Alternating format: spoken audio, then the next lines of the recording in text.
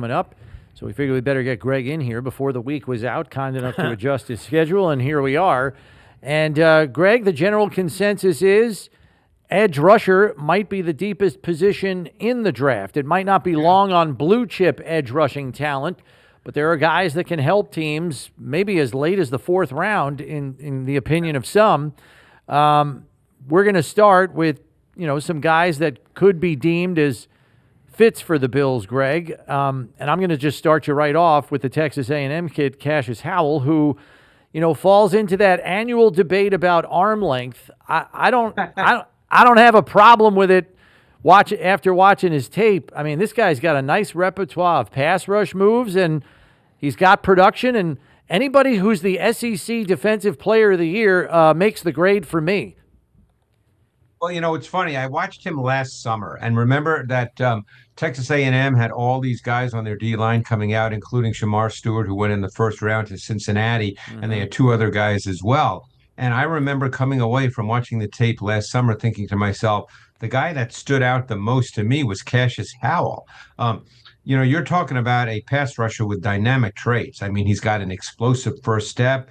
One thing that he can absolutely do is he can bend. So he can flatten his rush path and burst to the quarterback at the top of the arc. So he's a very, very explosive athlete. This whole arm length issue at every position, to be honest, guys, I really don't know where to go with that. I mean, I'm not smart enough, and I say that honestly, to know exactly what that means, because you hear so many differing points of view from really smart people, coaches, former players who played the same position. So I'm not sure exactly what to make of it. But other than the fact that this guy is a very, very explosive athlete who clearly knows how to rush the quarterback. Yeah, and then that's really the thing. When you start getting into the nuances of these positions, Greg, they measure everything, the arm length, the speed, the vertical, and all of that. And everybody's package is a little different that they bring to the table. And the question is, will they make the next step, and how good will they be when they get there? Is there a definitive way to say this guy's physical traits, in this case his arms, aren't good enough? The one thing that, and I try to learn from everybody over the years, whether it's coaches, whether it's former players, I've been fortunate, for instance, to go to the O-Line Masterminds event every year that Duke Manyweather does a great job with down in Texas. And in getting to speak to NFL present-day offensive linemen and former offensive linemen, some who are Hall of Famers, the one thing that I constantly hear, guys, is that if you can't win with some kind of power, and power can be defined differently, and we can talk about that, but if you don't have some kind of power element to your game as a pass rusher, it's hard to really be a great pass rusher in the NFL. Now, power can be, people might think of power as running through a guy. That's not necessarily power. Sure, it's great, if you can get inside a guy's chest and drive him back into the pocket. There's not a ton of guys that can just do that naturally. But it's being able to initiate contact and then play off that contact. And you can do that a lot with technique, with hand usage. So I think that's something that I look for when I watch tape. Can a pass rusher coming from the edge, obviously we're talking about now, can he play off contact and get whether inside an offensive tackle and work underneath him, or clear the arc and beat him on the high side? So, but you need some kind of physical element to be able to rush the quarterback at the NFL level. Yeah, and not to dwell on Howell, but I would just tend to think that his arm length would become more of a factor in terms of what he is as an edge setter in the run front. Yeah. That's where his arm length and keeping tackles off of him is probably going to come into play more than on his pass rush. But let's go on to another guy, a guy that I really liked. If you need somebody to bring juice off the edge, in R. Mason Thomas. Yeah, he's another guy that I did last summer as well. And, it's funny because he was not talked about. Some of these guys weren't talked about at all last year until they then play this year. And I did him last summer. And boy, I thought that another guy that has explosive burst off the ball, vertical quickness immediately to challenge the high side. And the reason challenging the high side is so important, and Steve, you know this, is you can get offensive tackles to overset, meaning they turn their entire body to the sideline. And what that does is it opens up those counter moves inside. So you deal with that when you have guys that can immediately challenge the high side, and then He has the flexibility. Again, another guy that can flatten his rush path. Now, even though he's only 241, that's what he was at the combine. On film, there are some flashes, some really good snapshots of speed to power from wide nine alignments. And the reason it's important to mention the wide nine is because then he can generate velocity. Because these guys who don't weigh a lot, they don't work as well in terms of power in sort of the shorter spaces. They need to generate velocity. They need a runway. That's the term we often use. They need a runway to generate their power. But he's been able to do that. And he's another guy that, again, not a guy that weighs 260, 265, a lesser weight guy, but a guy that's a really good edge pass rusher. All right, then let's move on down the list, like T.J. Parker from Clemson. Yeah, T.J. Parker was a guy that he was a big time recruit coming out. He's another guy. Now he weighs more. He's a little different kind of guy. I mean, T.J. Parker, I think, weighs over 260, if memory serves me correctly. Yep. I think he he's was 6'4", 263, I guy. think, at Right. the combine. And he's not necessarily a guy that is truly explosive in the way we think of Howell and R. Mason Thomas. But I think that you're dealing with a guy that had a nuanced feel for using his hands. He knew how to break down the technique of offensive tackles. He could win both to the high side and he can redirect underneath to the low side.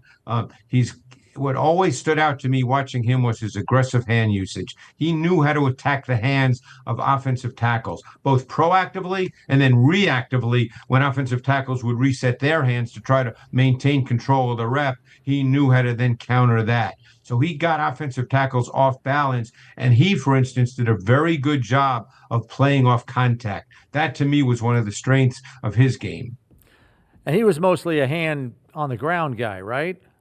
Yes. Yeah, he's probably, and again, Jimmy Leonard, is their base front going to be 5'2"? Is that what the base front's going to be? We believe We so. think so, unless the personnel Okay. precludes it, right? I mean, they may go a little bit of hybrid and work it around until they Right. figure it out. But yes, so it's going to be a Because 5'2". to me, and maybe he's seen differently. I think he could be a stand-up outside linebacker in a base front, but I think he's, to me, more of a 4-3 DN. Yeah. But again, different people see that differently. That doesn't mean I'm right, but I see him more as a 4-3 DN. What if the Buffalo Bills are not just looking for another edge rusher, but for the exact type of pass rusher that can change the whole identity of this defense? Haha, Bills Mafia. That is what makes this draft conversation so good right now, because it is not just about names, it is about traits. It is about what Buffalo really wants. It is about what kind of edge player fits where this defense is going. And when you listen to that breakdown, one thing jumps out immediately. The Bills are not just hunting hype, they are hunting translatable pass rush tools. Haha, we're talking burst, bend, power, hand usage, the ability to play off contact, the kind of stuff that actually shows up on Sundays when tackles are bigger, stronger, smarter, and not giving you free wins. That is why a name like Cassius Howell is so fascinating. The first step, the explosiveness, the ability to flatten and close, that is the kind of juice Bills fans dream about when they think about getting after the quarterback. But the really important part of this conversation is that Buffalo may not be looking for just one type of edge. They might be looking at the whole menu. If you want more pure burst and speed off the ball, Mason Thomas jumps into the picture. If you want a guy with more nuanced hand usage, technique, and a more polished understanding of how to attack offensive tackles, T.J. Parker becomes really interesting. And that is what makes this draft class so fun for Buffalo, because it feels like there are multiple ways to solve the problem. You do not have to force one specific body type or one specific style. You can choose whether you want explosion, power, floor, or versatility, depending on where the board falls. And let's be real, Bills Mafia, that matters, because Buffalo still needs more bite off the edge. Bradley Chubb is here, Greg Rousseau is here, but this defense still feels like it needs another young hunter coming off the corner, another guy who can eventually become part of the next wave. Ha! And one of the smartest points in that whole discussion was when they talked about power. Not just raw speed, not just arm length, power. The ability to initiate contact, play through it, and still win the rep. That is real football. That is the part that separates college pass rushers who flash from NFL pass rushers who finish. So if Buffalo is sitting there on draft night and looking at these edge players, I would not just ask who has the best highlight clip. I would ask who has the best traits that survive the jump. Who can still win when the first move gets stopped? Who can create pressure when the game gets tight and the offense knows you have to throw? Who can fit this evolving front and become a real problem in January? Oh man, that is why I love this conversation. It feels like the Bills are finally attacking the draft with a real pass rush vision instead of just hoping somebody develops. And that should excite Bills Mafia, because when you have a quarterback like Josh Allen, the goal is not just to stay competitive. The goal is to keep building a defense that can close games, steal possessions, and make life easier on your offense. So tell me this, if Buffalo comes out of this draft with one of these edge guys, do you want the explosive upside of a Cassius Howell type, the burst of a Mason Thomas type, or the technique and hands of a TJ Parker type? Drop your take in the comments, smash that like button, subscribe to the channel, and let's keep riding. Because if the Bills hit on the right edge rusher in this class, this defense could get nasty in a hurry.